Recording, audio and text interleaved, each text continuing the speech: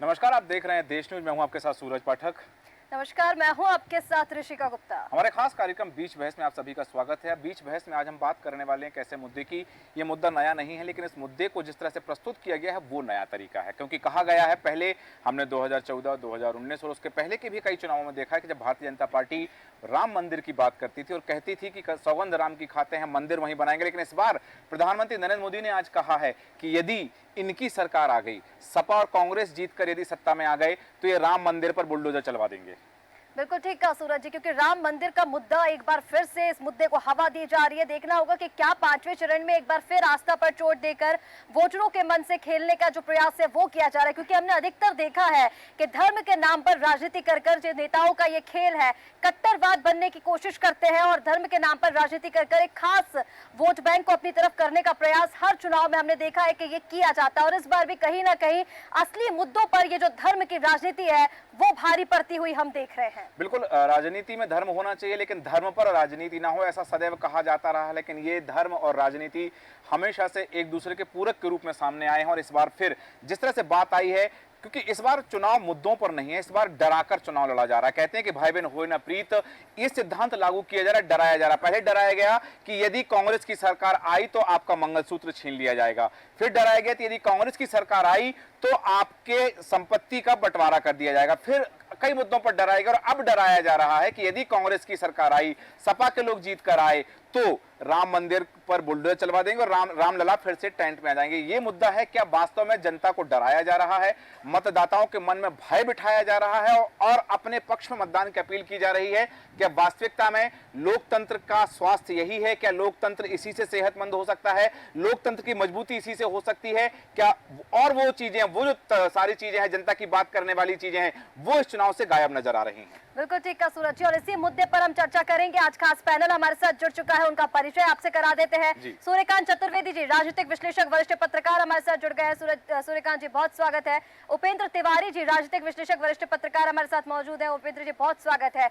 आलोक सिंघई जी, राजनीतिक विश्लेषक, वरिष्ठ पत्रकार हमारे साथ मौजूद है। आलोक जी बहुत स्वागत है। अर्चना शर्मा जी, राजनीतिक विश्लेषक, वरिष्ठ पत्रकार हमारे साथ मौजूद है। अर्चना जी बहुत स्वागत है। इसी के साथ नीरज तिवारी जी, राजनीतिक विश्लेषक, वरिष्ठ पत्रकार हमारे साथ मौजूद है। नीरज जी बहुत स्वागत है। और आप सभी का स्वागत करते हुए चर्चा की शुरुआत करना चाहूंगा। आलोक सिंघई जी, सबसे पहले आपके पास आना चाहूंगा कि बात हो रही है राम मंदिर की, क्योंकि एक तरफ जहां हम देख रहे हैं कि राज्यों के मुख्यमंत्री दूसरे राज्य में जा रहे हैं, तो वो कह रहे हैं कि 2014 में आपने वोट दिया था, आतंकवाद का सफाया किया, 2019 में वोट दिया तो राम मंदिर बन गया, 2024 में वोट देंगे तो कृष्ण मंदिर बन जाएगा। प्रधानमंत्री कह रहे हैं कि यदि 2024 में आपने सपा और कांग्रेस को वोट दिया तो ये राम मंदिर पर बुलडोजर चलवा देंगे। और उन्होंने कहा कि ये कोर्ट के फैसले को बदल देंगे। क्या कोर्ट का फैसला बदला जा सकता है? क्या कोई दूसरी सरकार आएगी तो करोड़ों लोगों की आस्था के केंद्र भगवान श्री राम के मंदिर पर बुलडोजर चलवा दिया जाएगा?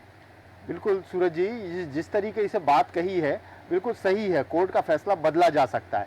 आपने शाहबानो प्रकरण में देखा, सुप्रीम कोर्ट ने गुजारा भत्ता देने के लिए कहा था शाहबानो को, लेकिन आपने मुस्लिम पर्सनल लॉ बोर्ड के दबाव में आके राजीव गांधी जी की सरकार ने वो फैसला पलट दिया। तो इस तरीके से फैसले तो पलटे जा सकते हैं। और दो चीजें, अभी भी नेताओं ने कहा धारा 370 हम सत्ता में आएंगे तो बदल देंगे। तो बरसों बाद धारा 370 से मुक्ति मिली है, आप जो है उसको बदलने की बात कर रहे हैं। 500 साल के इंतजार के बाद में राम मंदिर बना, और आप जब सत्ता में आने के छोटपुट नेता कह रहे हैं ये बात, तो इनसे ये बातों का ये संवाद है, संवाद में तो ये बात कहना पड़ेगी ना। कहीं से बात आएगी तो उसके बारे में कहीं तो धुआं होगा, मतलब आग है कहीं ना कहीं। तो उस धुएं को देखते हुए, उस आशंकाओं को देखते हुए संवाद किया गया है। संवाद निरर्थक नहीं है, बिल्कुल सार्थक है। और हर पार्टी अपने वोट बैंक को कल्टीवेट करने की कोशिश करती है। कांग्रेस भी करती रही। कांग्रेस और समाजवादी पार्टी ये मानती रही है कि मुस्लिम उनके पास में अल्लाह की गाय है। वो ये समझते वो तो कहीं जाएंगे नहीं, हमें वोट देंगे। तो मुस्लिमों के बीच में पहली बार सेंध लगाने का काम भारतीय जनता पार्टी ने किया है, मुस्लिम महिलाओं के माध्यम से। उन्होंने कहा है कि हम सत्ता में आएंगे तो जो पर्सनल लॉ बोर्ड है उसको समान नागरिक संहिता लेके आएंगे। ये जो मुस्लिमों के लिए अलग कानून है इसको हटा देंगे। तो ये बात वो बार बार कहते रहे उनके नेता, और उन्होंने अपने संकल्प पत्र में भी कहा है। तो ये सब बातें जो है संवाद का बिंदु है। और राम मंदिर का मसला जो है वो इसलिए भी कहा जा रहा है कि कई पार्टी के समाजवादी पार्टी के कुछ नेताओं ने कहा कि अरे राम मंदिर तो व्यर्थ बन गया। तो ये जब कहा जाएगा तो इसका आशय क्या है? तो जाहिर सी बात है, कोई भी पार्टी का नेता अपने बारे में, अपने वोट बैंक के बारे में, देश की नीतियों के बारे में बात करेगा, ये निरर्थक कुछ नहीं है।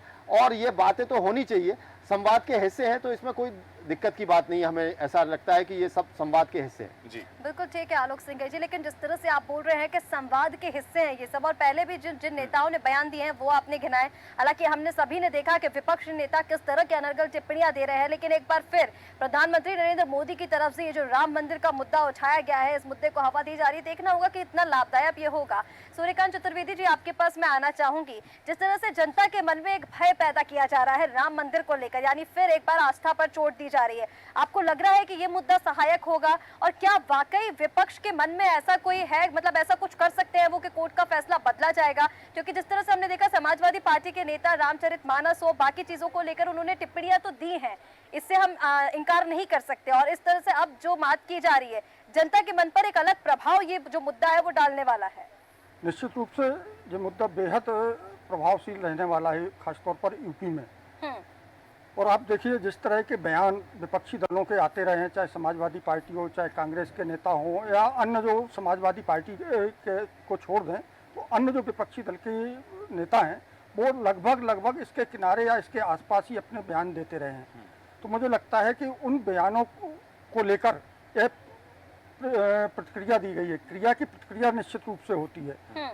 जब आप किसी को, अपने विपक्षी दल को मौका देंगे तो वो तो आपके ऊपर आक्रामक होगा, और निश्चित रूप से होना भी चाहिए। और वैसे भी कहा गया है कि चुनाव हो या युद्ध हो, साम दाम दंड भेद, जो भी उपाय आपको करना पड़े अपनी जीत के लिए वो व्यक्ति करता है।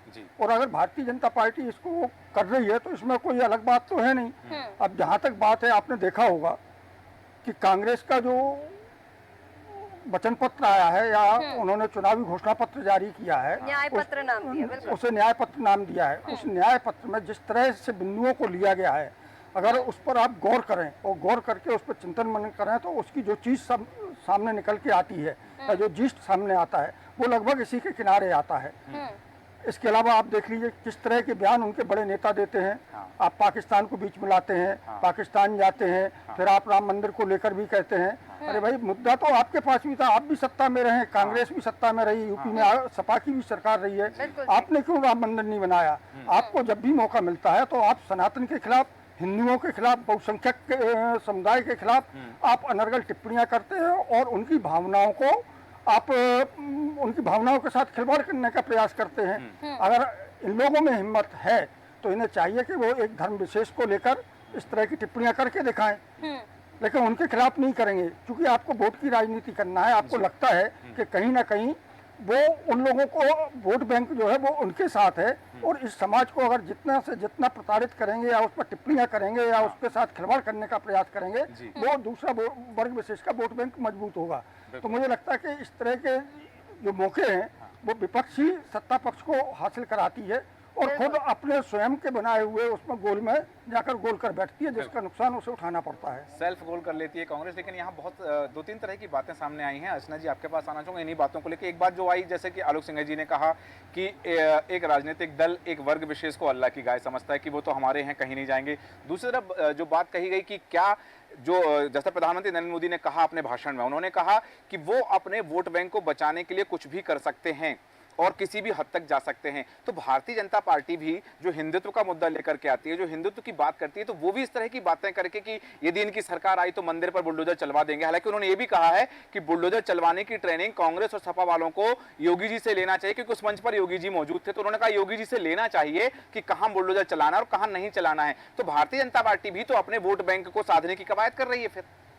जी बिल्कुल, क्योंकि देखिए ये जो प्रधानमंत्री नरेंद्र मोदी जी का बयान है वो एक वर्ग विशेष को टारगेट करने के लिए दिया गया है। क्योंकि कुछ समय से आप देख रहे हैं कि बीजेपी खेमे में जो अब की बार 400 पार वाली चीज़ें थी वो कहीं ना कहीं इस चीज़ में बदल गई है कि अगर ये इंडिया गठबंधन आता है या क्या होगा क्या नहीं होगा। तो इसलिए ये जो बयान है वो हिंदुत्व या हिंदुत्ववादी वोटों को साधने के लिए कि भाई अब कुछ नहीं है, आप देखिए हमने राम मंदिर बनवा दिया, रामलला को अपने स्थान पे ले आए हैं, और अगर आपने गलत वोट दिया तो आपके रामलला को बुलडोजर चला दिया जाएगा। लेकिन ये बता दिया जाए कि हम सनातन धर्म को मानते हैं, एक हिंदूवादी राष्ट्र में रहते हैं, तो किसी का भी अब राम मंदिर को हाथ लगाना तो बड़ी बात है। तो एक देश के प्रधानमंत्री को इस तरह की तो अब वोट बैंक के लिए बयान नहीं देना चाहिए कि राम मंदिर के अस्तित्व पे या राम मंदिर की अब सीढ़ियों तक पे कोई हाथ लगा देगा।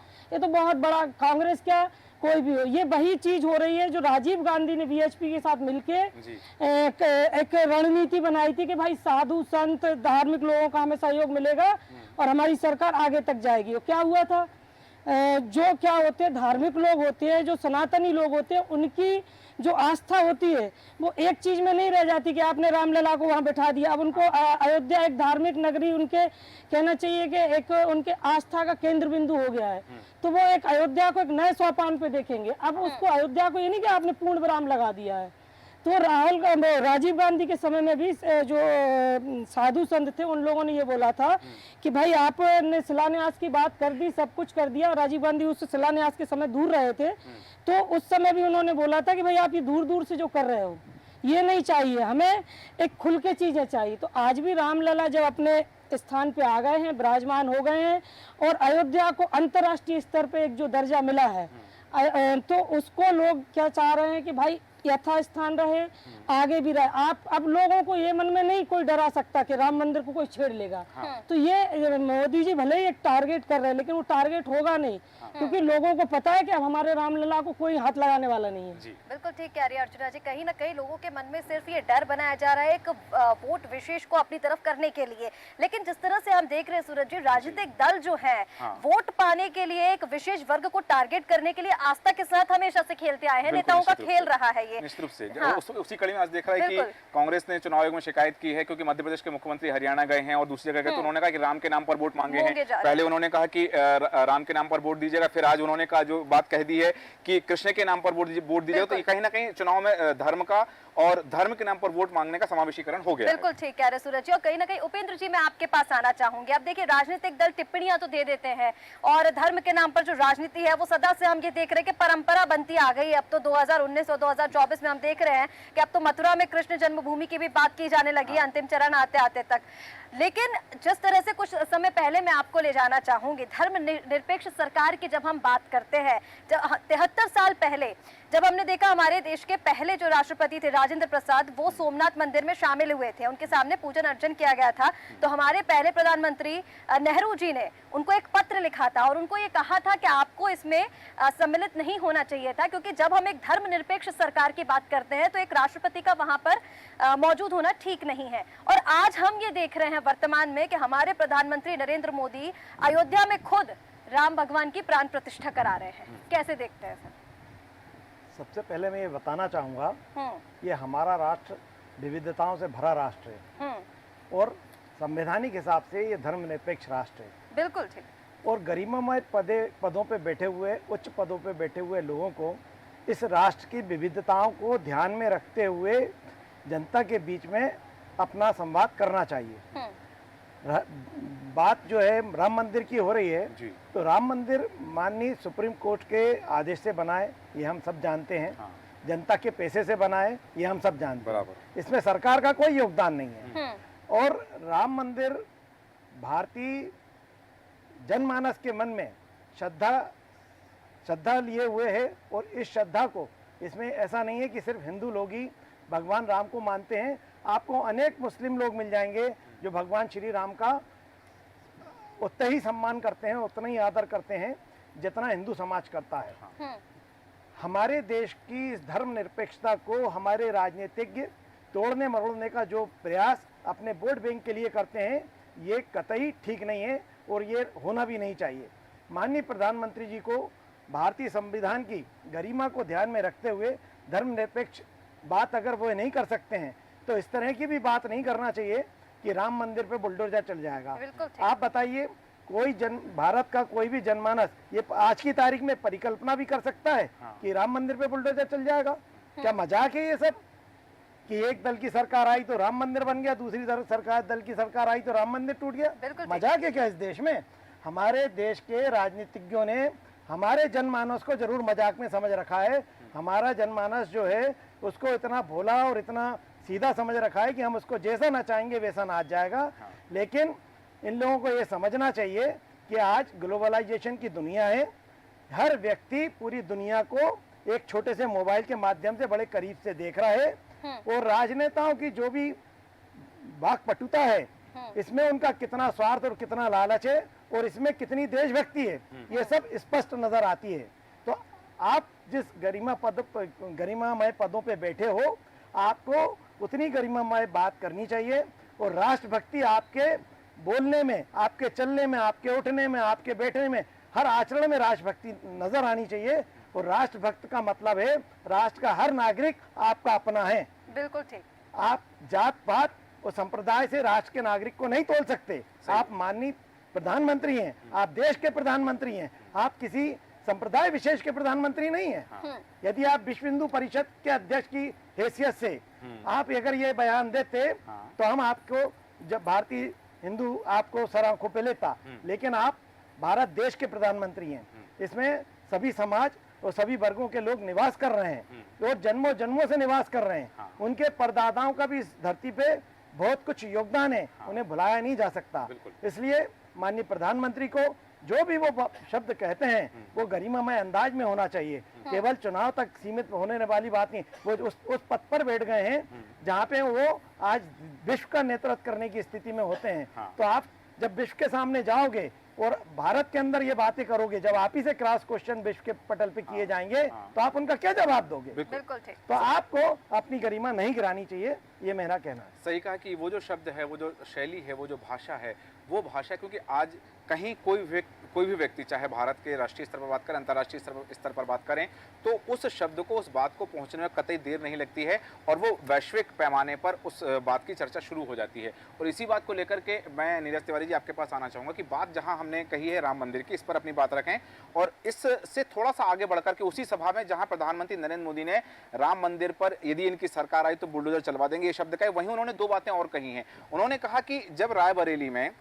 कांग्रेस के शहजादे को प्रधानमंत्री बनाने की बात कही गई, उन्होंने कहा कि जब वहां यह कहा गया कि आप रायबरेली से प्रधानमंत्री चुनेंगे तो सपा के शहजादे के सारे अरमान बिखर गए वहां पर। क्या वास्तव में ये स्थिति है कि यदि राहुल गांधी रायबरेली से जीते और इंडी जो गठबंधन, विपक्षी गठबंधन है, उनको इतने मत मिले कि वो सरकार बना सके, तो क्या राहुल गांधी प्रधानमंत्री बनेंगे? दूसरी बात जो प्रधानमंत्री नरेंद्र मोदी ने कही कि सपा के शहजादे की नई बुआ हैं जो बंगाल की हैं, क्या इस तरह की बातें, ठीक है उनके जो भी रिश्ते हैं, जो भी बातें, क्योंकि पहले उत्तर प्रदेश में बुआ भतीजी की जो बात होती थी मायावती के परिदृश्य में होती थी, अब उन्होंने कहा कि इनकी जो नई बुआ है सपा के शहजादे की, वो बंगाल की हैं। इस तरह की जो बातें हैं वो वास्तव में उस चुनाव की रैली में, उस चुनावी सभा में जहां भाजपा प्रत्याशी के लिए समर्थन मांगना था, अपील की जानी थी, वहां इनकी उपादेयता थी?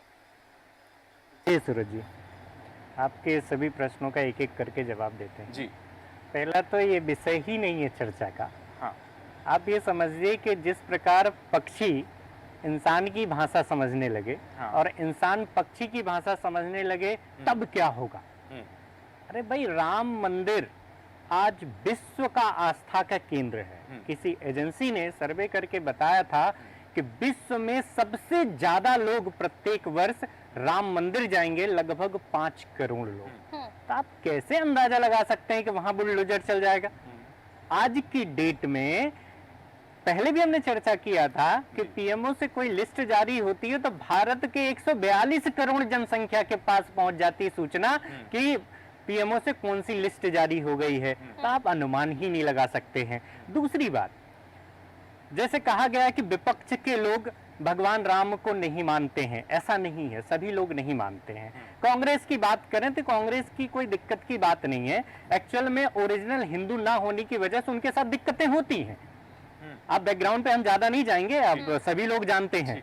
हम जैसे ही राम मंदिर हमारे देश में बन के स्थापित हुआ और वहां पर सभी लोग जाने लगे दर्शन करने भगवान रामलला के, तो हम एक वीडियो देख रहे थे प्रियंका गांधी जी का।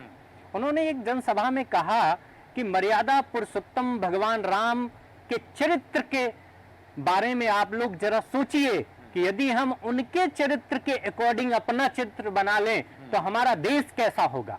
अरे भैया, इसके पहले क्यों नहीं याद आई आपको?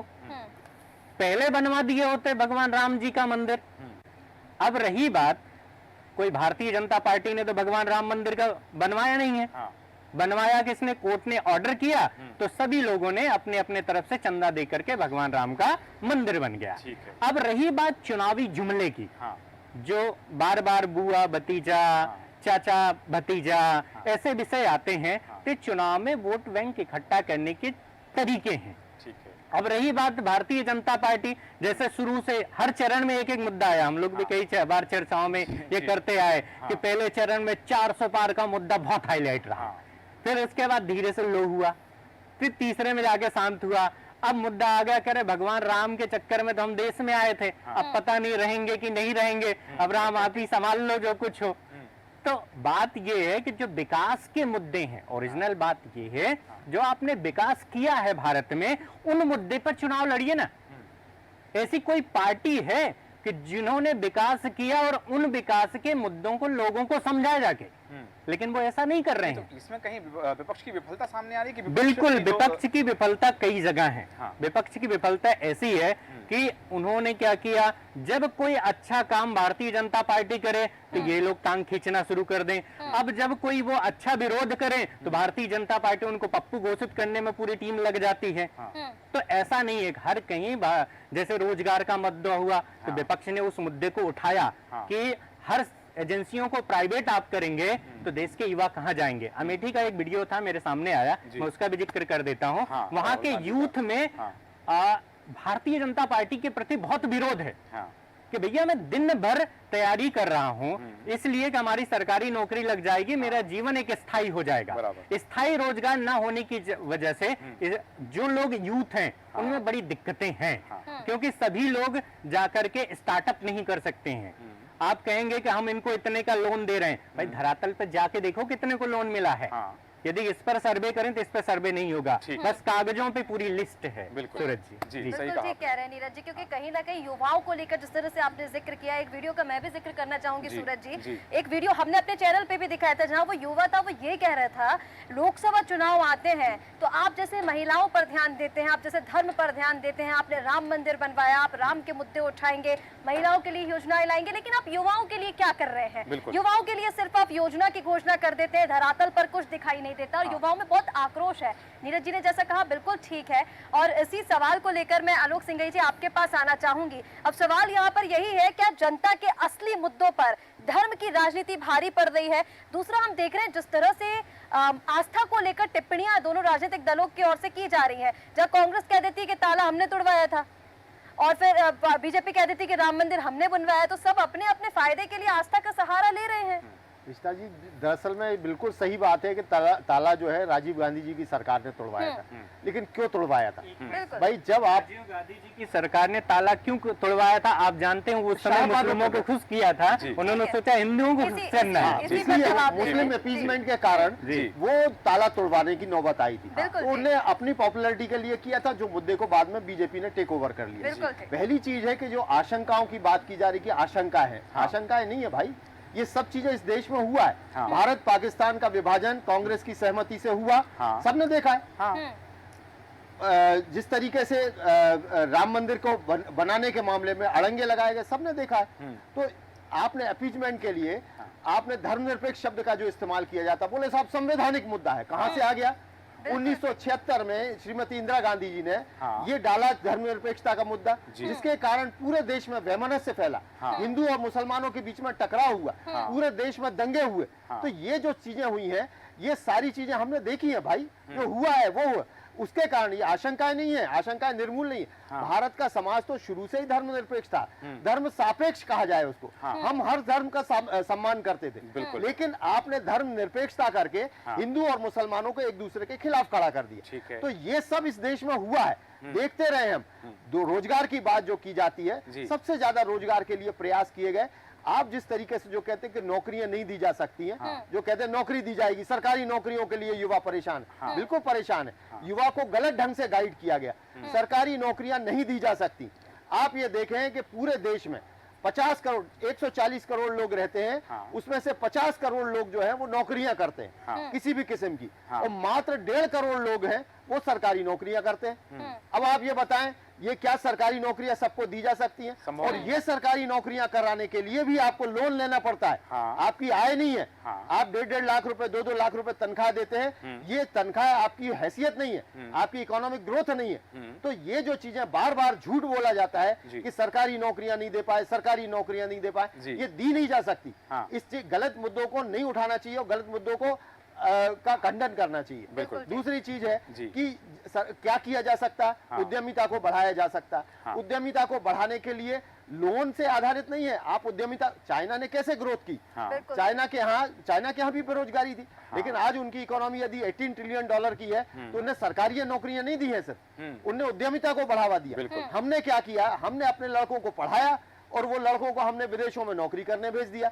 पूंजी हमने लगाई, लड़के तैयार हमने किए, और उसके बाद में वो नौकरी करने के लिए डेवलपमेंट कर रहे हैं अमेरिका का और ब्रिटेन का और दूसरे देशों का। तो ये जो गलत नीति 70 सालों से इस देश में चली आ रही, इसका विरोध करने के लिए मोदी सरकार ने मेक इन इंडिया बात की। हम मोदी सरकार का समर्थन नहीं करते, लेकिन जो बातें की जा रही हैं, जो काम इस देश में हुए, हमें उनका समर्थन करना पड़ेगा। हमें यदि देश को आगे ले जाना पड़ेगा तो ये सब जो चीजें, अच्छा हर बात टेक्निकल वे में नहीं कही जाती, बोलचाल के इश्यूज अलग होते हैं। तो राम मंदिर का मुद्दा है, आम आदमी को समझ में आ जाता है, उस पर बात कही गई। लेकिन ये सब चीजें इस देश में हुई है, कानूनों के साथ में खिलवाड़ हुआ है, तो इसलिए ये बातें उठती हैं। हमें एकदम से सरसरी तौर पे आंखें बंद करके नहीं चलना चाहिए। बिल्कुल सही कहा कि हमें, आम जनता जो है, आम मतदाता है, वह भी जागरूक है और हर पहलू को वह भी समझता है, क्योंकि आज के तकनीकी के इस युग में कोई भी बात किसी से छिपी हुई नहीं है कि कहीं किसी ने कह दिया तो वो किसी और तक ना पहुंचे। वर्तमान का जो विषय है जिस पर हम चर्चा कर रहे हैं, राम मंदिर के मुद्दे को हवा दी गई है।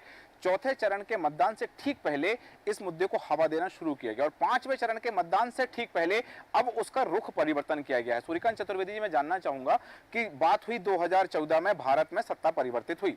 2014 में, क्योंकि आज जो गिनाया जा रहा है, जो बातें कही जा रही हैं, जनता से कहा जा रहा है कि आपने 2014 में वोट दिया तो देश से आतंकवाद का खात्मा हुआ। जनता से कहा जा रहा है कि आपने 2019 में वोट दिया तो राम मंदिर का निर्माण हुआ। जनता से कहा जा रहा है कि आप 2024 में भी यदि वोट देंगे और भारतीय जनता पार्टी की सरकार की, मोदी सरकार के हैट्रिक लगाएंगे तो राम मंदिर बचा रहेगा और कृष्ण मंदिर बनवाएंगे और शिवालय बनवाएंगे ज्ञानवापी में। क्या इसीलिए जनता ने 2014 में वोट दिया था? क्या 2019 में जनता ने इसलिए वोट दिया था कि बीजेपी की सरकार बनेगी तो हम राम मंदिर बनेगा? देश के मुद्दे नहीं थे, देश के विकास के मुद्दे नहीं थे, आर्थिक मुद्दे नहीं थे, कृषि के मुद्दे नहीं थे, ये इन मुद्दों पर जनता ने वोट नहीं दिया क्या? देखिए, भारतीय जनता पार्टी का जब गठन हुआ जी, उस समय से चाहे राम मंदिर हो, चाहे 370 का मामला हो, जो सारे के सारे उनके मूल विषय रहे हैं। और हर बार इन बिंदुओं को लेकर वो जनता के बीच भी गए हैं जी। इनके साथ साथ उनके समाज के भी मामले मुद्दे साथ में शामिल थे। आप देखिए, लेकिन बात आती है कहाँ कि अगर उन्होंने इन विषयों को उठाया है तो उन पर अमल करके भी दिखाया, तो कहीं ना कहीं जनता को उन पर भरोसा बढ़ा है जी। और लगता है इसीलिए उन्होंने मोदी की गारंटी नाम से नारा दिया था। तो आप मानकर चलिए कि जनता को लगता है कि कहीं ना कहीं अगर भारतीय जनता पार्टी, वो भी प्रधानमंत्री नरेंद्र मोदी बोल रहे हैं, तो उसमें कहीं ना कहीं कुछ हद तक सच्चाई होगी और वो उसको पूरा करने का प्रयास करेंगे। देखिए, राम मंदिर बना, देश के जहाँ तक विकास की आपने बात की, तो आप देखिए रक्षा सामग्री का उत्पाद हो रहा है, उसका निर्यात लगातार बढ़ रहा है, आर्थिक स्थिति भी अच्छी हो रही है देश की। अगर आप 5वें नंबर पर आ गए हैं विश्व में आर्थिक क्षेत्र में, तो कहीं ना कहीं देश का विकास हुआ होगा। जीडीपी बढ़ी है आपकी, अगर जीडीपी नहीं बढ़ी तो ऐसा तो है नहीं कि आप अपने मन से उसको कर सकते हैं। अंतर्राष्ट्रीय तमाम संस्थाएं जो आकलन करती हैं और उसके बाद आकलन का एक जो निकल के आता है निचोड़, उसको सामने रखती हैं। तो देश के विकास की भी बात थी, राम मंदिर की भी बात थी, और तमाम सारे जो विषय हैं उन सारे विषयों का समावेश था। और जनता ने उन सारे विषयों को जोड़कर इन्हें 2014 में भी मत दिया, 2019 में भी मत दिया। अब बाकी 2024 का जब रिजल्ट आएगा तब पता लगेगा जनता ने उनकी बात पर कितना भरोसा किया है। बिल्कुल बिल्कुल ठीक कह रहे हैं सूर्यकांत जी। 2024 का जब 4 जून को नतीजे आएंगे, जिसका इंतजार सभी को है परिणाम का, क्योंकि 4 चरण जो है वो बीत चुके हैं, 3 चरण बाकी है। लेकिन उससे पहले जिन मुद्दों को उठाया जा रहा है, जिनका पहले चरण से पहले कभी जिक्र भी नहीं था, वो बेहद आश्चर्यजनक है। सूरज जी, अर्चना जी, आपके पास मैं आना चाहूंगी। अब धर्म का मुद्दा जिस तरह से अभी सूर्यकांत जी जी ने बताया कि 2024-2019 में 2024 के पहले जब से राम मंदिर के बनने की शुरुआत हुई है, प्राण प्रतिष्ठा को लेकर जब से भी राम मंदिर का जिक्र हुआ है, विपक्ष ने सिर्फ एक आरोप लगाया है कि 2024 में चुनाव जीतने के लिए भारतीय जनता पार्टी की एक रणनीति है। हम अक्सर देखते हैं कि जब धर्म और जाति की बात की जाती है तो ये अति संवेदनशील मुद्दे होते हैं, जिन पर हम देखते हैं राजनीतिक जो दल होते हैं वो जनता की भावना से खेलते हैं, उनको संतावना पहले दी जाती है, फिर एक विशेष वोट बैंक को अपनी तरफ किया जाता है। तो नेताओं का ये जो खेल है वो अभी भी जारी है। ये ट्रेंड है जो 2014 से चला आ रहा है वो बरकरार है, क्योंकि ना बीजेपी पीछे है, ना कांग्रेस पीछे है, ना अन्य दल पीछे है। देखिए ऋषिका, जब राम मंदिर का शिलान्यास हुआ और कांग्रेस को निमंत्रण कार्ड दिए गए और कांग्रेस वालों ने उसको नहीं गए, तो कांग्रेस ने सिर्फ ये समझा था कि ये सिर्फ बीजेपी का पॉलिटिकल स्टैंड है और हम क्यों इनके पॉलिटिकल स्टैंड का हिस्सा बने। मतलब वहां जाना मतलब कि हमारी हार को मानना हो जाएगा। इसलिए कांग्रेस में भी देखिए जितने लोग छोड़ के आए आज बोल रहे हैं कि भाई हम राम मंदिर का न्योता ठुकराया तो हम आ गए उस पार्टी को छोड़ के। राम मंदिर में भी कांग्रेस में भी राम मंदिर को मानने वाले लोग रहते हैं और राम मंदिर का जो इशू है ऐसा नहीं है कि भाई कांग्रेस वाले हैं तो राम को नहीं मानते हैं। तो बीजेपी का जो मुद्दा है, बीजेपी में पीएम मोदी ने जो मुद्दा मतलब लोगों को सामने रखा है कि भाई अगर ये होता है तो बुलडोजर चला दिया जाएगा, इसलिए इंडिया गठबंधन को सोच के ये सपा और कांग्रेस वालों को वोट सोच समझ के देना। तो इसमें मैं आपको एक बार क्वेश्चन रिपीट करेंगे जी। इन मुद्दों को लेकर जो ट्रेंड है 2014 में 2019 में वो एक बार फिर से दोहराया जा रहा है, यानी कहीं ना कहीं जनता की आस्था से खेलना फिर से शुरू पार्टियों ने कर दिया है। जी बिल्कुल, क्योंकि आप देखिए 2019 के बाद से जब राम मंदिर का मुद्दा उठा था, अभी जब लेटेस्ट में राम मंदिर का निर्माण हो चुका है तो लोगों की सबकी भावनाओं में अभी राम जो है बिल्कुल ताजा जो निर्माण हुआ है तो लोग प्रफुल्लित हैं। अभी आप देखेंगे जिस तरीके से हमारे देश में भगवाकरण हुआ था, लोगों से निवेदन किया गया था कि अपने घरों के आगे झंडे लगाएं, अपनी गलियों को भगवामय कर दे, तो अभी वो रंग उतरा नहीं है। तो जैसे गलियों और मोहल्लों का रंग नहीं उतरा वैसे लोगों के दिलों का रंग नहीं उतरा है। तो लोकसभा चुनाव के समय में जब एक देश का प्रधानमंत्री ये अपील करता है कि भाई अभी जो भगवा रंग है, जो हमारे राम जी बैठे हैं विराजमान है, इनको अगर आपको यथास्थिति में देखना है तो आपको देख सोच के वोट देना है, तो ये सीधा एक वोट बैंक को टारगेट किया गया है। और ये अच्छा बरकरार रखने की कोशिश जी और ये देखिए क्या है कि 2000 इतने लंबे समय से चला आ रहा, अब तो मौका है, लोहा गर्म है तो हथौड़ा मारना पड़ेगा। इसलिए अभी जो वोट बैंक को साधने के लिए इतने दिन से जो एक रूपरेखा बनाई गई थी, अब उसको अमली जामा पहनाना और बिल्कुल मौका सही है। इसलिए पीएम ने जो है एक मौके को देखते हुए अपना बयान दिया, जिससे बहुत ज्यादा जो है कहना चाहिए कांग्रेस को नुकसान तो होगा, विपक्षियों को नुकसान होगा। जनता इतनी मूर्ख है क्या? अब जनता मूर्ख नहीं है ऋषिका, जनता मूर्ख नहीं है, लेकिन कहते हैं कि आस्था भगवान और राम हमारे सनातनी, हमारे और आपके, आप ये बताइए कि जब राम जी बैठे हुए थे, राम जी को विराजमान किया जा रहा था, तो हम खुद टकटकी लगा के देख रहे थे कि हमारे देश के प्रधानमंत्री किस तरीके से राम जी को विराजमान कर रहे हैं। हम लोग खुद टीवियों के सामने हाथ जोड़ के खड़े थे। आपने देखा था अकेला पीएम के आंखों में भावुकता के आंसू नहीं थे, हमारे देश की जनता में मैक्सिमम लोग खड़े होकर उस एक अमूल्य पल को देख रहे थे, भावुक हो रहे थे। तो अकेले पीएम नहीं भावुक हो रहे थे, न भाजपा वाले भावुक हो रहे थे, न भगवा वाले भावुक हो रहे थे। आपने उस समय सुना होगा जैसे सर ने बोला कई मुस्लिम महिलाएं पदयात्रा करके आई थी राम जी के लिए। तो ऐसा ही ये राम का जो विषय है वो हमारे देश के लिए, हमारी सनातन परंपरा के लिए एक ऐसा है कि आपने राम का नाम ले लिया, ये समझ लो कि मतलब बीजेपी का 50% काम हो गया। राम का नाम लेकर के भारतीय जनता पार्टी का आधा काम हो गया, ये समझ लेना चाहिए। लेकिन वास्तव में राम, जैसे कि बात हुई कि राम वास्तव में है क्या? राम केवल एक प्रतिमूर्ति नहीं है, राम केवल एक नाम नहीं है। रामचरितमानस में ही लिखा है कि राम से बड़ा राम का नाम। राम वो नाम है जिनको लेकर के कहा जाता है कि यदि हम उंगलीमाल की बात करते हैं, हम वाल्मीकि की बात करते हैं, तो राम के नाम पर लोग तर गए हैं यहाँ। लेकिन मैं आना चाहूंगा आपके पास तिवारी जी की जो बात होती है उपेंद्र तिवारी जी, यहाँ राम के नाम को राजनीति में समावेशित किया जाना, राम के नाम पर राजनीति करना या राजनीति में राम के नाम का प्रयोग करना, वास्तव में राजनीति की सुचिता, हालांकि राजनीति और सुचिता नदी के दो धारे कहे जाते हैं जो कभी एक नहीं हो सकते, लेकिन तब भी यदि हम राजनीतिक सुचिता की बात करें तो राजनीतिक सुचिता में क्या राम के नाम का प्रयोग वास्तव में इतना लाजमी है? देखिए, राम के आचरण का जो उपयोग है जी वो लाजमी है। राम का आचरण घर घर में अपनाया जाना चाहिए और खासकर राजनेताओं को राम का आचरण अपनाना चाहिए। राम का नाम लेने से तो सभी तर जाते हैं, किसी ना किसी बहाने आप राम का नाम ले रहे हो, इसमें कहीं ना कहीं आपके पाप भी धुल रहे हैं। हाँ। इसमें कोई दो राय नहीं है। हाँ। लेकिन यहाँ वोट बैंक की बात हो रही है, यहाँ आप जो भाषण दे रहे हो जी। वो अपने स्वार्थ को पूरा करने के लिए और अपनी सत्ता हासिल करने के लिए आप भगवान श्री राम का उपयोग कर रहे हो। भगवान श्री राम का उपयोग करना और भगवान श्री राम को आस्था और श्रद्धा के साथ पूजना, दोनों में बहुत अंतर है। जी। जमीन और आसमान का अंतर है। मैं ये पूछना चाहता हूँ कि 10 साल से भारतीय जनता पार्टी की सरकार है, माननीय मोदी जी प्रधानमंत्री हैं, और वो ये डंका पीटते हैं कि भाई हमने देश के विकास के लिए वह काम किए जो 60 वर्ष में नहीं हुए। तो मैं ये कहना चाहूँगा कि जब आपके पास इतने सारे काम देश की जनता को बताने के लिए हैं, तो आप उनको जनता के बीच में ठीक से क्यों नहीं बताते हो, ताकि विपक्षी उससे अच्छा काम करने का वादा तो कम से कम देश के सामने करेंगे। आप वो बातें कर रहे हो जिससे देश के अंदर विघटन पैदा होने वाली बात पैदा होती है। आप वो बात क्यों नहीं कर रहे हो कि देश ऐसे आगे जाएगा, हमने देश को आगे ले जाने के लिए इतने काम किए हैं जिनकी लिस्ट बनाने में हमें दिक्कत आ रही है, कि हमने रोड बनाए, हमने गांव को जल पहुंचाया, हमने गांव को बिजली पहुंचाई, हम सौर ऊर्जा पे काम कर रहे हैं, हम टेक्निकल। तो आप अपनी उन कामों को क्यों नहीं गिनाया आपने? पूरे आप सूरज जी आप ये बताइए, पूरे चुनाव में भारतीय जनता पार्टी की तरफ से माननीय प्रधानमंत्री ने अपने भाषणों में अपने विकास की जो गाथा है वो कितनी सुनाई?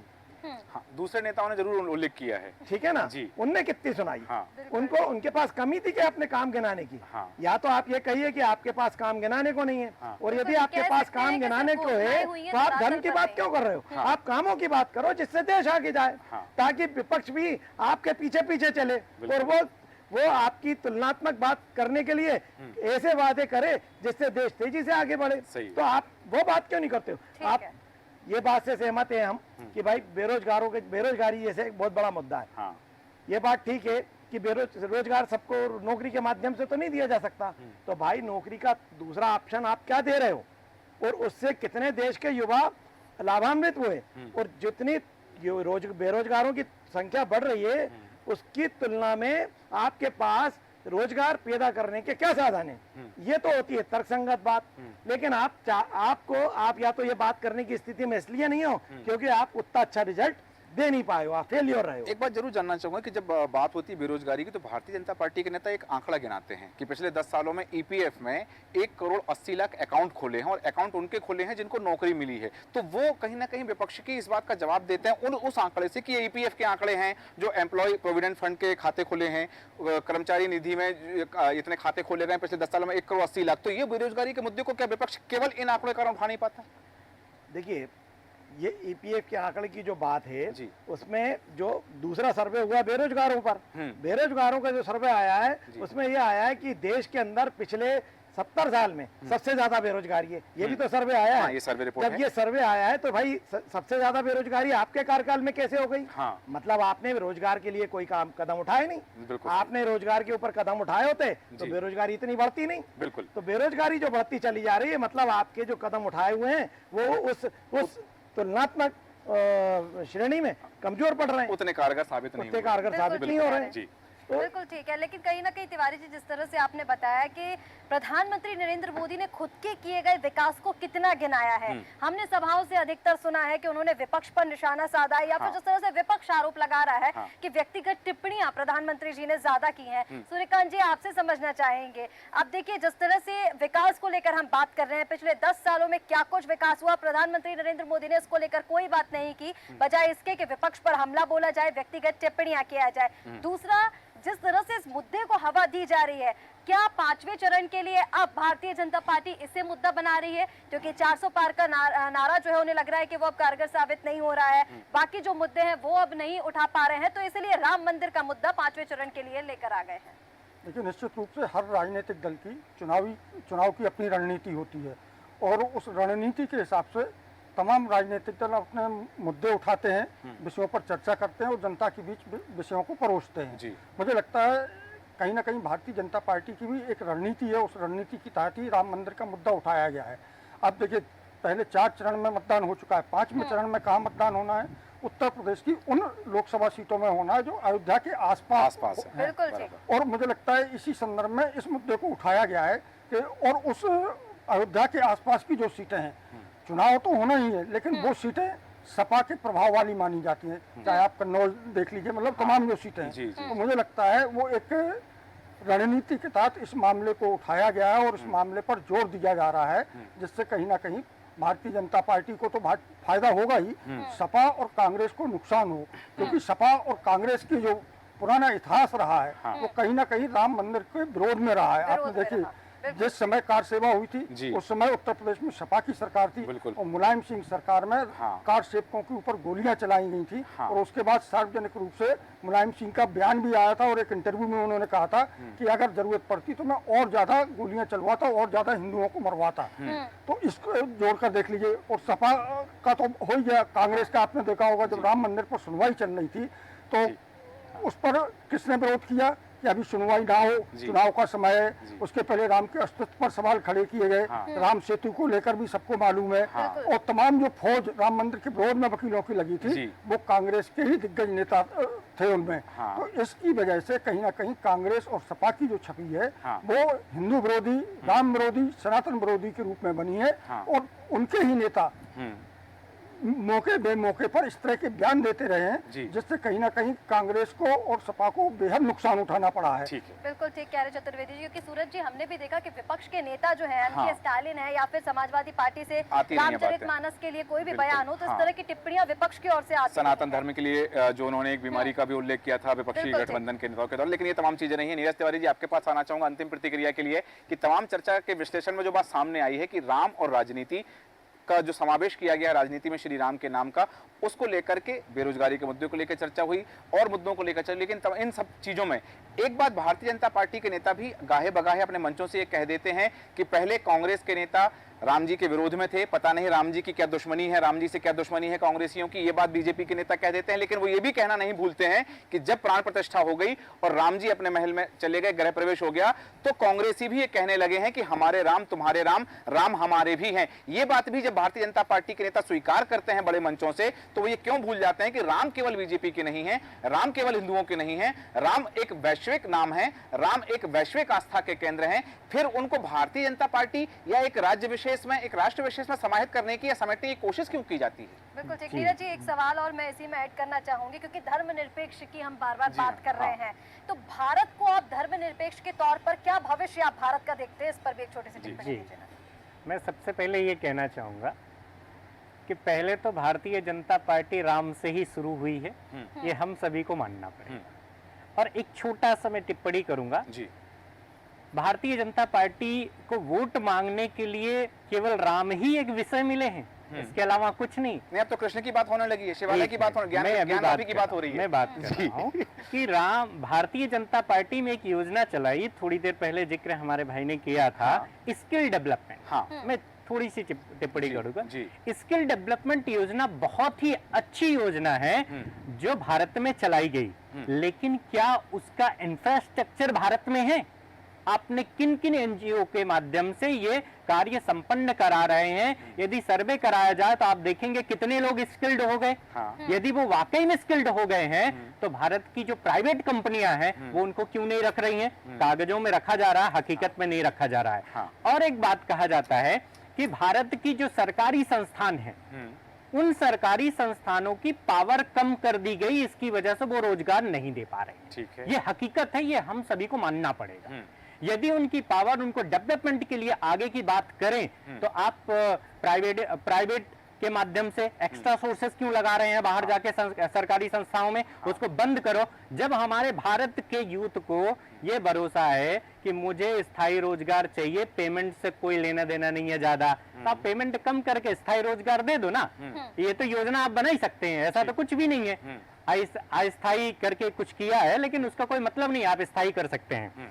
अब एक और जिक्र हमारे सामने किया गया था कि धर्मनिरपेक्ष भविष्य। देखो भारत में क्या है कि विभिन्न धर्मों के लोग रहते हैं, जहां पर जैसी रीत होती है वहां पर वैसे गाना होता है। अयोध्या के आसपास हम भगवान के राम के बारे में चर्चा करेंगे। क्षमा चाहूंगा आपकी हम बात यहाँ काट रहा हूं। क्षमा चाहूंगा आपकी बात काट रहा हूं। दरअसल ये जो प्रश्न इस आशय में है क्योंकि हमने जो भारतीय संविधान की मूल प्रस्तावना पढ़ी है, मैं आ रहा हूँ उसी तो पॉइंट उसमें पे लिखा है धर्मनिरपेक्ष। मैं आ रहा हूँ उसी पॉइंट 1976 में पंथ निरपेक्ष हो गया। मैं उसी पॉइंट पे आ रहा जी, हूँ। जी। पॉइंट ये है कि जहाँ पे जैसी रीत होती वहां पर वैसे गाना गाया जाता है। जब हम कॉन्स्टिट्यूशन में जाते हैं जी, तो फिर वहां कहते हैं नहीं हमारा संविधान हमारा भगवान है। हाँ, ठीक है, और माइक पे जुमले चलते रहते हैं, हाँ, जाति के नाम पे, धर्म के नाम पे। यदि धर्म संतुलन में आ जाए तो जाति पे कूद पड़ेंगे, बिल्कुल।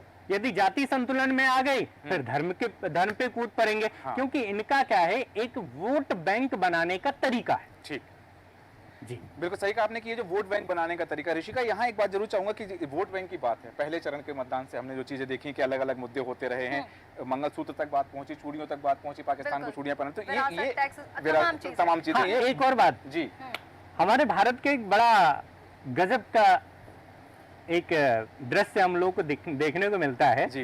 जब भी भारत का चुनाव हो हाँ। तो पाकिस्तान और जम्मू कश्मीर का जिक्र बहुत जल्दी होता है। बिल्कुल, ठीक ये है, उसके और जब पाकिस्तान का चुनाव होता है तो भारत का जिक्र तब वो होता है। भारत और जम्मू कश्मीर का जिक्र हमेशा करते हैं। बिल्कुल, जब से ये दोनों अलग हुए हैं, जैसे दोस्त अलग नहीं रह पाते वैसे हाँ। दुश्मन भी अलग नहीं रह पाते, बिल्कुल। जिक्र तो हो ही जाता है। जी, बिल्कुल। हालांकि बिंदु और हैं जिन पर हम चर्चा कर सकते हैं, लेकिन आज जो चर्चा हुई है राम मंदिर को लेकर कि जिस तरह से प्रधानमंत्री नरेंद्र मोदी ने कहा है कि यदि सपा और कांग्रेस जीतकर सरकार में आए तो ये राम मंदिर पर बुलडोजर चलवा देंगे, राम मंदिर के लिए ये खतरा है, उन्होंने स्पष्ट कहा। और बुलडोजर चलवाने की जब बात हुई तो चूंकि उसी मंच पर योगी जी थे तो उन्होंने कहा कि इन लोगों को, मतलब कांग्रेसियों और सपा को बुलडोजर चलाने की ट्रेनिंग योगी जी से लेना चाहिए। बिल्कुल ठीक कह रहे हैं सूरज जी, क्योंकि कहीं ना कहीं जिस तरह से अब आस्था पर चोट दी जा रही है, एक बार फिर से राम मंदिर का मुद्दा उठाया जा रहा है, बेहद दुर्भाग्यपूर्ण भी हम इसको मानेंगे। क्योंकि कहीं ना कहीं एक वर्ग विशेष को इकट्ठा करने के लिए जो राजनेता है, जो राजनीतिक दल है, वो इस तरह की टिप्पणियां दे देते हैं। और कहीं ना कहीं विपक्ष की ले ले या फिर हम सरकार की बात कर ले, दोनों की तरफ से ही धर्म को लेकर जो राजनीति है वो तेज हो ही जाती है। बिल्कुल, धर्म जहां राजनीति में समावेशीकरण हो जाता है धर्म का, तो वहां मूल मुद्दे हवा हवाई हो जाते हैं।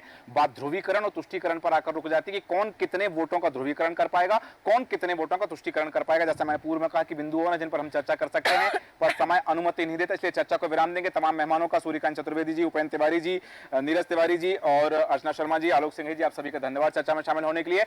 बात हो रही है राम मंदिर की, बात हो रही है बुलडोजर की। अब ये डर पैदा किया जा रहा है कि यदि ये जीते तो राम मंदिर पर बुलडोजर चला दिया जाएगा, लेकिन वास्तव में क्या राम मंदिर को खतरा है, या राम को खतरा है, या हिंदुत्व को खतरा है, या भारत को खतरा है? क्योंकि दांव पर देश लगा हुआ है। हमारे आज के खास कार्यक्रम में इतना ही। बने रहें देश न्यूज के साथ। नमस्कार।